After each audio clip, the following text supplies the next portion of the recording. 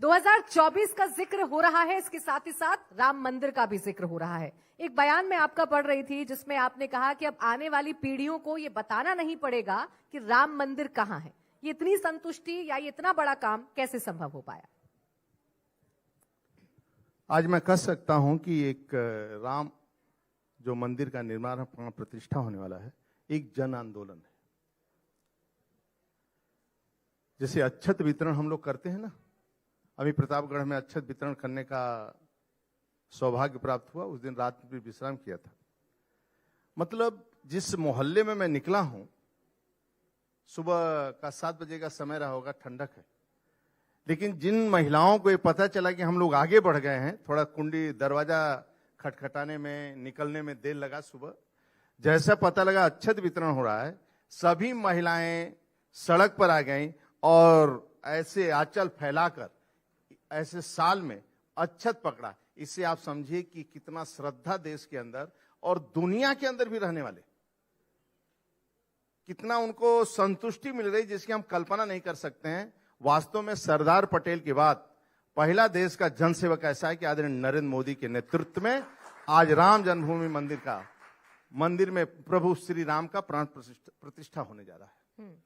अब लोग ये कहते हैं, खासकर विपक्ष ये कहता है कि ये सुप्रीम कोर्ट का फैसला है। सुप्रीम कोर्ट के फैसले के बाद राम मंदिर का निर्माण शुरू हुआ। 22 तारीख को प्रभु श्री राम की मूर्ति की प्राण प्रतिष्ठा हो जाएगी। इसमें भारतीय जनता पार्टी श्रेय क्यों ले रही है? योगी और मोदी का नाम क्यों ले रही है? अब विपक्ष को किस नजरिया से देखती है? मैं पिछले 30-40 साल से सक्रिय हूं राजनीति में। सपा बसपा कांग्रेस को मैं देख रहा हूं जब से, केवल भ्रष्टाचार, लूट, निगेटिव पॉलिटिक्स करने के अलावा कोई राजनीति नहीं है। एक वंशवाद, एक परिवारवाद, जातिवाद, क्षेत्रवाद, केवल एक कुनबा जैसे राजनीति करते हैं। इनका मकसद नहीं, इनका लक्ष्य नहीं, इनका मिशन नहीं है। जैसे भारतीय जनता पार्टी का राजनीति एक विचारधारा के लिए करते, व्यापार मेरा नहीं है। लेकिन सपा बसपा कांग्रेस हमेशा हिंदू आतंकवादी हैं, आरएसएस आतंकवादी है, राम नहीं है, राम सेतु नहीं है, मंदिर नहीं है। ये हमेशा नेहरू से लेकर और राहुल गांधी तक हमेशा देश ये चाहे होते, यदि ये परिवार थोड़ा सा भी 10% सोच लिया होता तो देश के अंदर जातिवाद समाप्त हो जाता, राष्ट्रवाद होता। और मेरी मां उच्च स्थान पर बैठकर बहुत पहले दुनिया को दिशा देने लगती थी। आप कल्पना करिए, भारत माता की जय की नारा आप नहीं लगाएंगे, वंदे मातरम नहीं बोलेंगे, आप भोलेनाथ का अभिषेक करने में शर्म आएगा। पहला देश का प्रधानमंत्री है कि दुनिया का कोई राष्ट्रपति हिंदुस्तान की धरती पर लगा, पैर रखते ही भोलेनाथ का अभिषेक किया और गंगा आरती किया। और लंदन के धरती पर उतरता है तो विक्टोरिया महल में भी भारत माता की जय, वंदे मातरम का नारा गूंजता है। इसलिए विपक्ष राजनीति क्यों करता है, किस लिए करता है, मैं आज तक नहीं समझ पाया। न आंदोलन करता है, न रचनात्मक काम करता है, न संगठनात्मक काम करता है। विपक्ष में भी रहेगा तो फालतू बयान करता रहेगा। यानी जनता के हित में, गरीब के हित में कोई सोचने वाली इस धरती पर है तो भारतीय जनता पार्टी यानी मोदी योगी के अलावा कोई नहीं है। एक गरीब के पंक्ति के अंतिम व्यक्ति को सब कुछ देते भी हैं और समस्या का समाधान करते हैं। जो 5-5 साल, 100-100 साल, 1,000 साल, 5-5 साल की समस्या है, उस समस्या का समाधान भी धीरे धीरे करते हैं। यदि कोई करता है तो भारतीय जनता पार्टी की सरकार, चाहे देश के गौरव अटल बिहारी वाजपेयी रहे हो और चाहे आदरणीय नरेंद्र मोदी है। क्या 2024 के लिए राम मंदिर एक ऐसा मुद्दा भारतीय जनता पार्टी के लिए है, या प्रभु श्री राम ही अब भारतीय जनता पार्टी की नैया पार लगाएंगे? जिस तरीके का कैंपेन चल रहा है, जैसे बयान बीजेपी के नेताओं की तरफ से आ रहे हैं, या जो विपक्ष के नेता कह रहे हैं कि ये तो प्रधानमंत्री और आरएसएस का ही कार्यक्रम है, इसे सिर्फ और सिर्फ हाईजैक कर रही है बीजेपी। देखिए, राम मंदिर आस्था का केंद्र है, राम त्याग और तपस्या का केंद्र है। राम से त्याग, तपस्या, एक परिवार कैसे चलाया जाता है, एक भाई दूसरे भाई के प्रति त्याग कैसे करता है, ये दलित, शोषित, वंचित समाज के सभी वर्गों और विश्व भी इससे प्रेरणा लेता है। लेकिन आदरणीय मोदी जी ने गरीब कल्याण योजना जो चलाए, एक गरीबों के लिए, दलित, शोषित, वंचित के लिए, जिसको करोड़ों लोगों का अपना पक्का एक पिता को क्या चाहिए? अपने बेटी की शादी, एक पक्का मकान। आज जो पूंजीपति हैं, आप रुपया कमाने, उनकी बात छोड़ दीजिए। एक किसान, एक गरीब, दलित, शोषित, वंचित, आदिवासी, गिरवासी, बनवासी, थारू, बंटांगी या मुसर, ऐसी जातियां जो है पिछड़े उछड़े जो शोषित हैं, इनको केवल अपने बेटी की शादी कर ले और दूसरा पक्का मकान मिल जाए। तो एक पक्का मकान की क्या जरूरत? आयुष्मान का कार्ड 5 लाख का, विश्व की सबसे बड़ी योजना, घर में नल कनेक्शन, शुद्ध पानी पीने के लिए, इससे बड़ी योजना क्या हो सकती है? पक्का मकान, बिजली का कनेक्शन, गैस का कनेक्शन। एक माँ, गरीब दलित माँ से मैं पूछा, माँ वोट किसको दोगी? तो उसने कहा अपने बेटे को दूंगा। हम के बेटा कौन है? बोला बेटा मेरे 3 बेटे हैं। हम के क्या क्या करते? बोला एक बेटा नेतागिरी करता है, एक बेटा रिक्शा चलाता है, एक बेटा खेती देखता है। बोली नेताजी जिस कप में चाय पी रहे हैं ना, ये गैस का कनेक्शन मेरे बेटे ने दिया है, और जिस छत के नीचे बैठे हैं ये भी छत मेरे बेटे ने बनवाया है। आयुष्मान का कार्ड से लेकर गल्ला फ्री मेरे बेटे ने दे रहा है। इसलिए मेरा बेटा नरेंद्र मोदी है। एक दलित मां कहती है और अपने बेटे को ही वोट दूंगा। राम मंदिर के साथ साथ दलित शोषित की भावना भी आदरणीय मोदी जी के साथ जुड़ा है। उसको लगता है कि मेरा कोई खेवन आया है जो अपने मां की चिंता नहीं करता है, लेकिन मेरी चिंता करने वाले इस धरती पर कोई है तो आदरणीय नरेंद्र मोदी है। सिर्फ मैं अयोध्या के लिहाज से बात करूं स्वतंत्र देव जी आपसे, एक तरफ भव्य राम मंदिर बन रहा है, 22 तारीख नजदीक आ रही है जब उसकी प्राण प्रतिष्ठा होगी, दूसरी तरफ बदलती हुई अयोध्या की भी चर्चा हो रही है। ये कैसे संभव भारतीय जनता पार्टी कर पाई है, और कितना अभी आपको इसकी तरफ काम करना है कि अयोध्या को वर्ल्ड क्लास बनाना है? देखिए 17 के पहले और 14 के पहले, 14 के पहले देश की स्थिति क्या थी? बम फटते थे, कभी काशी में बम फटते थे, कभी कश्मीर में बम फटते थे, कभी ताज होटल में बम फटते थे।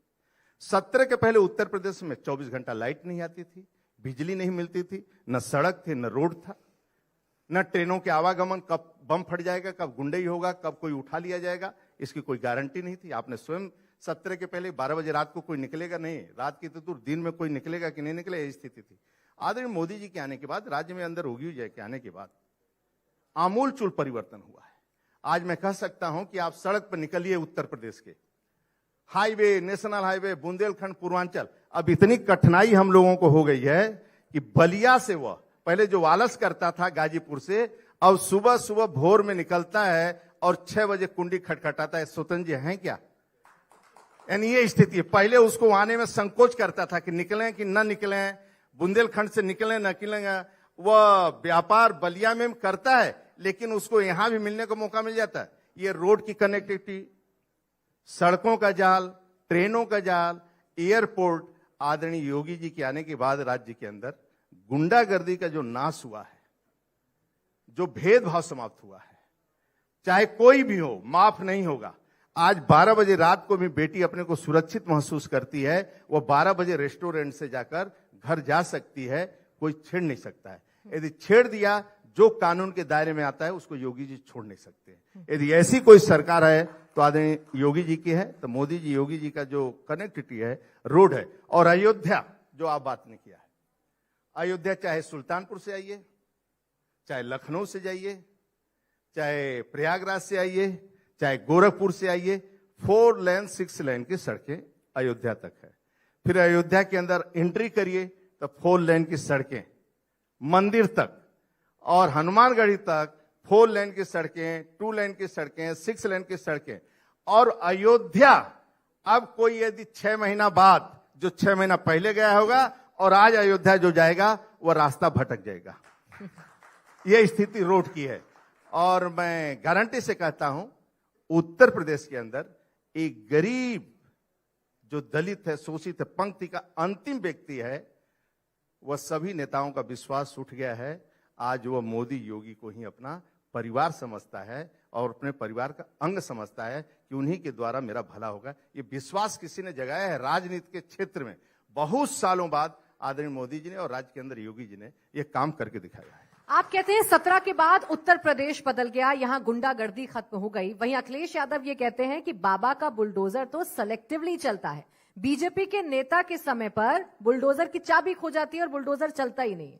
आप गारंटी से विश्वास करिए, 100%, 100% योगी जी किसी को नहीं छोड़ते। मैं तो साथ में देखा हूं, किसी को नहीं। जो कानून के दायरे में आया वह बचने वाला नहीं है। देर है अंधेर नहीं है, मतलब बच नहीं सकता। मैं गारंटी से कहता हूं आपको, मैं देखा हूं। और कानून के बारे में कोई समझौता नहीं है।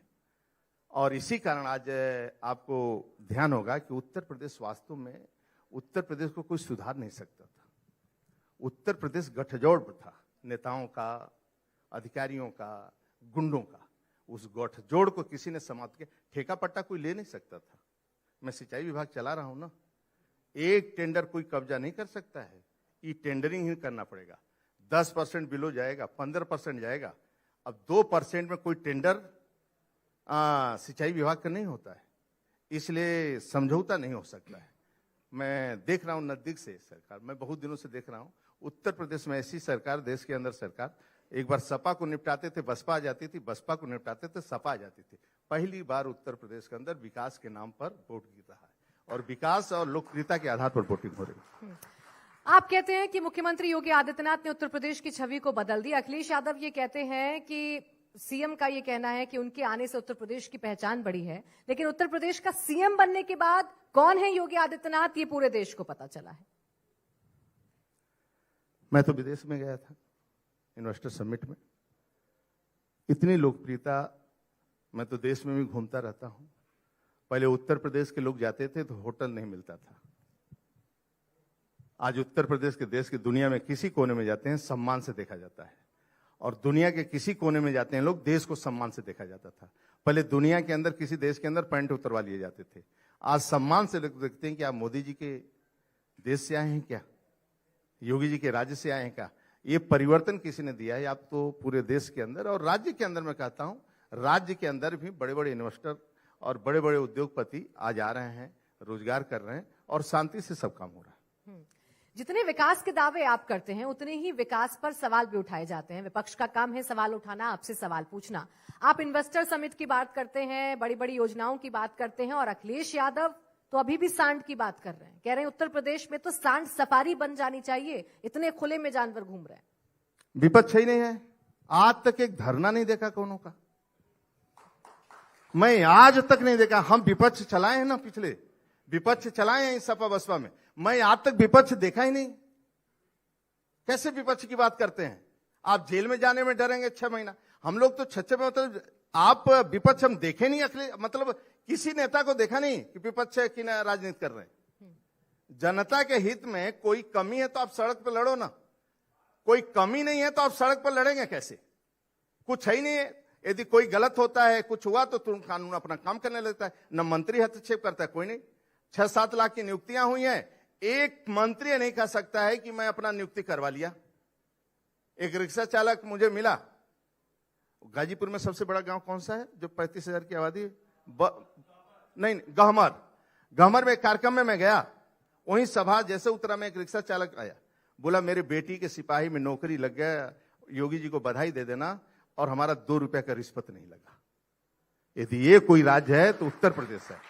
40-40 हजार सिपाही में बेटियों की भर्ती, लोगों की भर्तियां होती हैं और 1 रुपया रिश्वत न गए, जातिवाद की सूची न जाए, ये बहुत बड़ी बात है, बहुत त्याग की बात है। कोई कर नहीं सकता है, कोई नहीं कर सकता है भेदभाव। मतलब मैं तो देखा हूं 30 साल से राजनीति, कर ही नहीं सकता है कि वह इतना अपने इंद्रियों को बस में रखे और नियमानुसार सब काम हो और व्यवस्थित रूप से पालन। ये आदरणीय देश के अंदर मोदी जी और राज्य के अंदर योगी जी कर सकते हैं। आप कहें कि विपक्ष धरना नहीं देता है, विपक्ष के पास कोई मुद्दे नहीं है। आप देखिए जरा सोशल मीडिया पर अखिलेश यादव का जो ट्विटर हैंडल है, उस पेज पर आप जाकर देखिए, रोज सांड के फोटो उनकी तरफ से ट्वीट किए जाते हैं। कभी अस्पताल में सांड घूमता हुआ दिखाते हैं, कभी सड़कों पर, कभी किसानों को परेशान करते हुए दिखाते हैं। अच्छी बात है, सोशल मीडिया पर रहिए, कौन मना कर रहा है? कोई मना थोड़ा कर रहा है सोशल मीडिया। समस्या तो है ना, समाधान कैसे होगा? समस्या है ही नहीं है। राज्य के अंदर आप किसी गांव में चले जाइए, किसी गरीब को समस्या नहीं। गरीब मोदी योगी का बस चलेगा ना तो गरीब को अपने चम्मच से भोजन करवाएंगे। इतना जनता जनार्दन को पूर्ण विश्वास है, जहां तक मुझे दिखाई देता है। यानी सरकार की संपूर्ण योजना उनके घर तक पहुंचता है, और जो योजना नहीं पहुंचा है, अब संकल्प यात्रा के माध्यम से आदरणीय मोदी जी का रथ वहां पहुंचता है। विधवा पेंशन, वृद्धा पेंशन, विकलांग, दिव्यांग पेंशन, जो भी है कमियां हैं, वहीं रजिस्ट्रेशन के हेल्थ चेकअप, ये सब रजिस्ट्रेशन करवाइए। और ऐसा कोई सरकार हो सकता है गरीब के दरवाजे तक, प्रधानमंत्री स्वयं गरीब के दरवाजे तक मुख्यमंत्री गरीब के दरवाजे तक, मंत्री गरीब के दरवाजे तक, नेताओं के नेता और अधिकारी सभी गरीब के दरवाजे तक।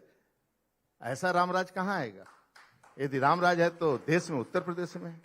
आप राम राज्य की बात करते हैं, अखिलेश यादव कहते हैं कि महंत हैं, उन्हें प्रदेश नहीं बल्कि अपने मठ में चले जाना चाहिए।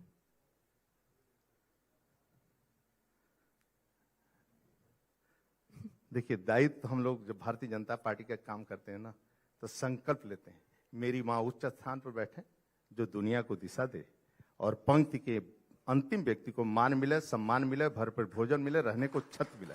यही मेरा सपना है। आज मैं मंदिर का भी निर्माण करता हूं। एक बेटी की जन्म से लेकर शादी तक चिंता करते हैं। उनकी सरकार देखे थे आप, आज आदरणीय योगी जी, कल मैं बांधा गया था 701 बेटियों का मुख्यमंत्री सामूहिक विवाह योजना। टेंट की व्यवस्था डीएम कर रही है, भोजन की व्यवस्था डीएम कर रही है, स्वच्छता की व्यवस्था जिलाधिकारी कर रही है, गिफ्ट चांदी ओदी क्या खरीदा जा रहा है, स्वयं दुकान पर डीएम जा रही है। ऐसा कहीं देखा है आपने?